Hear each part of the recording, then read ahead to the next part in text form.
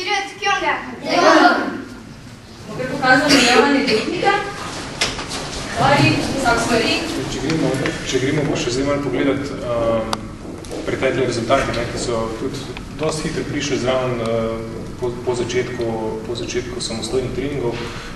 Mogoče lahko narediš kratek pregled najpomembnejših dosežkov članov tega kluba recimo do letos lani.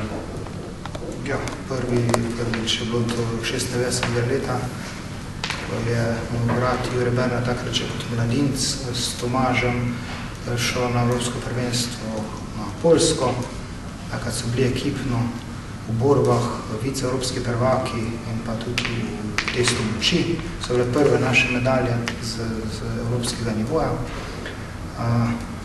No, pa smo pa od 2003-2004 začeli kot člani slovenske reprezentance nastopati v Evropi in 2-3-5 razboričnih prvo medaljo osvojila v borbah kot članica. No, pa je pa to počas šlo naprej. Mislim, da tista glavni mejnik je bila naša takrat zelo mlada tekmovalka Izabela Hohnec, ki je 2006 leta postala svetovna mladinska prvakinja tekmovala. Mislim, da smo se takrat odločili, da bi se pa dali to na vrhunskem nivoju. Tako smo videli, da smo lahko v vrhu svetu in da se da delati na ta način.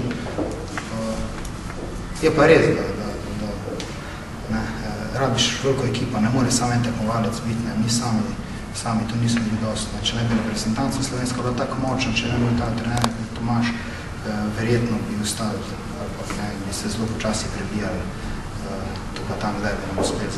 Enostavno smo pa tudi naprej s Tašo pa s Petro kar prišli v sam svetovni prvak. 5 naslova svetovnih prvakov v preteklih letih do zadnjega, ki ga je osvojila Staša. Staša, poveš mogoče nekaj o zadnjih rezultatih, svojih rezultatih. Ti si trenutno najuspešnejša tekmovalka tega kluba. Kje si na zadnjem tekmovala? Čisto zadnjo tekmo, ki smo imeli, bilo zdaj v začetku junija. Smo šli v Rimini, to je bil svetovni pokal v kickboksu. Sem tudi osvojila prvo mesto. Še prej smo imeli en mesec pred tem, smo imeli Evropsko prvenstvo v Mariboru, to je bilo v Taekwondoju, tam sem osvojila drugo mesto. Če pa pogledam od največjih dosežkov, je pa to bilo lani, leta 2011, marca sem pa postala svetovna prvakinja.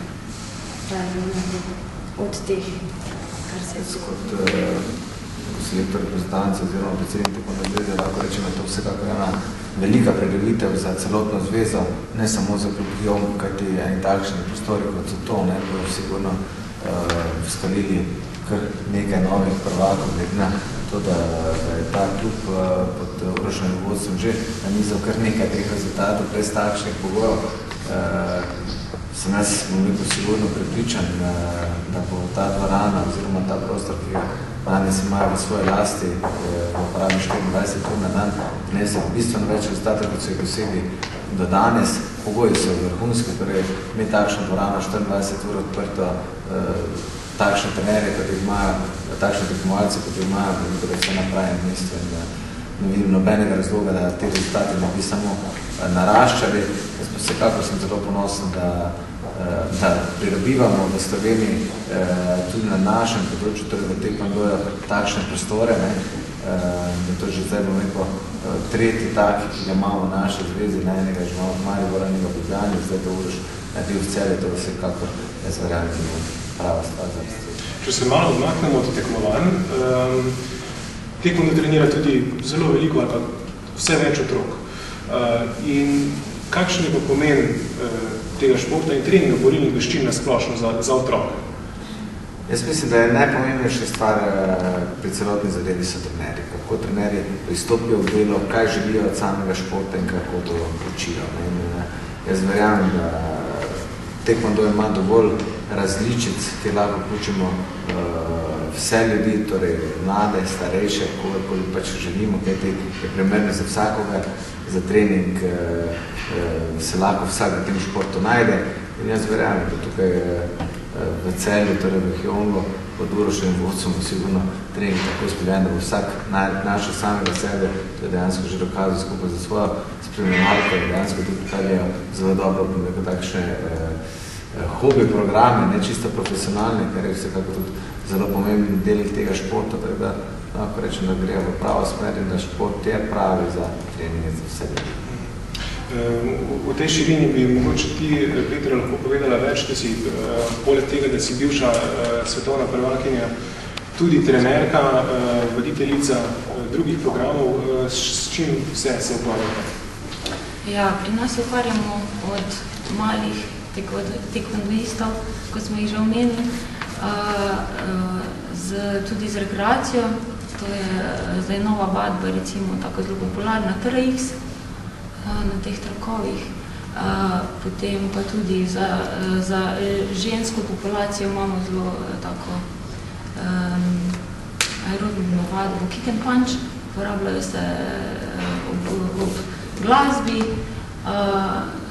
s temi samostoječimi vrečami in rokavice in potem elementi tekvondoja, kickboksa se uporabljajo in se potem boksajo brcajo na vreče. Razmišljamo tudi sicer, tako kot bi Uroš rekel, v manjši skupini, mlajši, od 2 do 3 let, da bi jo tudi odprli zraven. Bomo videli do septembra.